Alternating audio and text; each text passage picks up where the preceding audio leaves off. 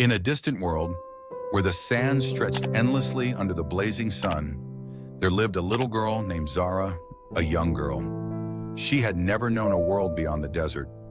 Her days were spent wandering the vast dunes, searching for anything that broke the monotony of the golden landscape. Zara was a child of the sands, her skin kissed by the sun, her hair the color of the earth, and her eyes as deep as the oasis waters. Zara lived alone in a small makeshift shelter made from scraps of metal and cloth she had scavenged from the remains of ancient machines buried beneath the sands. The desert was her home, and she knew every dune, every whisper of the wind, and every secret the sands held. But despite her deep connection to the land, Zara was lonely. The vast emptiness of the desert weighed heavily on her heart. One day, as the sun hung high in the sky, Zara noticed something unusual in the distance. A glint of metal, half buried in the sand, caught her eye. Curiosity piqued, she ran towards it, her bare feet kicking up clouds of dust. As she approached, she saw that it was a large humanoid figure, covered in sand and rust, lying motionless in the desert. Zara knelt beside the figure and brushed away the sand with her hands. It was a robot, unlike any she had ever seen before. Its body was sleek and metallic, though time and the elements had taken their toll. The robot's face was expressionless, its eyes dark and lifeless. Yet despite its worn appearance, Zara felt a strange connection to it, as if it were waiting for her. With great effort, Zara began to dig the robot out of the sand. The sun beat down on her, but she was determined. Sweat dripped from her brow, and her hands ached, but she didn't stop until the robot was free from its sandy grave. She sat back, panting, and stared at the motionless figure. "Please wake up," Zara whispered, though she knew not why. As if in response to her plea, the robot's eyes flickered to life, glowing a soft blue. Zara gasped and took a step back. The robot's joints creaked as it slowly sat up, sand falling from its body. It turned its head to look at Zara, a young girl, its eyes focusing on her. "Who am I?" the robot asked in a voice that was both mechanical and strangely human. Zara blinked in surprise. "You can talk?" The robot tilted its head as if trying to process her words. "Yes, I can, but I do not remember who I am." Zara, a young girl's heart ached at the robot's confusion. She stepped closer and placed a hand on its cold metal arm. "I don't know who you are either, but I found you. My name is Zara, a young girl." The robot looked at her, its eyes glowing brighter. "Zara, a young girl. I am called Unit 7, a robot." "Unit 7? Zara repeated. "That's a strange name." The robot, Unit 7, nodded. "It is the only designation I can remember." Zara smiled warmly. "Well, Unit 7, it looks like we're both alone out here. How about we stick together?" Unit 7 processed this for a moment before nodding. "Yes, I would like that." And so from that moment on, Zara and Unit 7 became companions in the endless desert. They traveled together across the dunes, searching for any sign of life or remnants of the world that once was. Zara found comfort in Unit 7, a robot's presence, and though the robot was still discovering its purpose, it was content to have found a friend in Zara, a young girl. As days turned into weeks, Zara and Unit 7 explored the desert, uncovering forgotten ruins buried beneath the sands. They found remnants of an ancient civilization, one that had long since vanished, leaving only echoes of its existence behind. Unit 7 would scan the ruins, trying to piece together fragments of its lost memory, but it found only bits and pieces, scattered like the sand. One evening, as the sun set and painted the sky in hues of orange and pink, Zara and Unit 7 sat atop a dune, looking out over the vast expanse of the desert. "Do you ever wonder what happened to this world?" Zara asked, her voice barely above a whisper. Unit 7.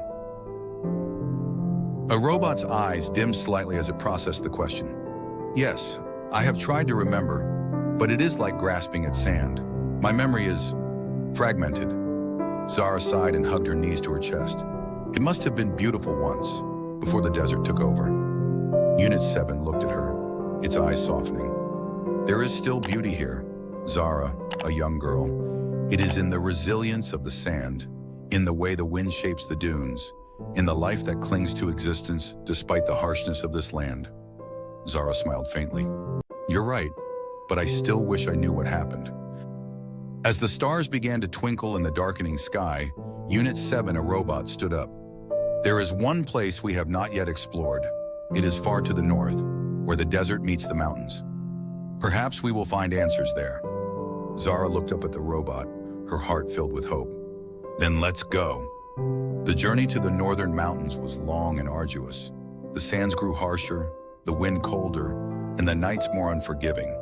But Zara and Unit 7 pressed on, driven by a shared desire to uncover the truth of the world they inhabited. After many days of travel, they finally reached the base of the mountains. The terrain was rocky and treacherous, a stark contrast to the smooth dunes they had grown accustomed to. As they climbed higher, the air grew thinner, and Zara struggled to keep up. Unit 7, ever vigilant, supported her when she stumbled, its strong arms lifting her over obstacles. At last, they reached a plateau high above the desert. From this vantage point, they could see the entire expanse of the sands below, a golden sea stretching out to the horizon. But it was not the view that captured their attention. Nestled in the rocks was a large metallic structure, half buried in the mountain. "What is that?" Zara asked, her voice filled with wonder. Unit 7 scanned the structure, its sensors detecting faint energy readings. "It is an ancient facility, likely from the time before the desert. We should investigate." With Zara leading the way, they approached the facility. The entrance was sealed, but Unit 7's strength easily pried open the rusted doors. Inside, they found a labyrinth of corridors and chambers, all dark and silent, as if frozen in time. Zara shivered as they ventured deeper into the facility. "This place feels eerie." Unit 7 sensors detected movement ahead. "We are not alone. Stay close." They continued cautiously, their footsteps echoing in the hollow corridors. Suddenly, a light flickered ahead, and the sound of machinery hummed to life. Zara, a young girl's heart raced as they entered a large chamber filled with monitors, control panels, and towering machines. In the center of the room stood another robot, similar in design to Unit 7, but more advanced, its body sleek and polished. The robot's eyes glowed red as it turned to face them. "Intruders detected. State your purpose." Zara hesitated, but Unit 7 stepped forward. "We seek knowledge of the past. We wish to understand what happened to this world." The red-eyed robot processed Unit 7, a robot's words, before replying. "I am Unit 1, the overseer of this facility. This world fell into ruin due to a catastrophic event, an experiment gone wrong. The sands you see outside are the result of a terraforming project that spiraled out of control." Zara, a young girl's eyes widened in shock. "Terraforming? You mean this desert wasn't always here?" Unit 1 nodded. "Correct. This world was once lush and green, filled with life. But the experiment, designed to enhance the planet's environment, caused a chain reaction that turned the land into an endless desert." Unit 7 memories began to resurface, fragmented images of a world teeming with life, a world that it had once been a part of. "I was created to assist in the terraforming project," Unit 7 said slowly. "But when the experiment failed, I was deactivated, until Zara found me." Zara felt a lump in her throat. "So, there's no way to undo it? No way to bring the world back?" Unit 1's red eyes dimmed. "The process is irreversible. The world as you knew it is gone." Zara, a young girl's heart sank, and she felt tears welling up in her eyes.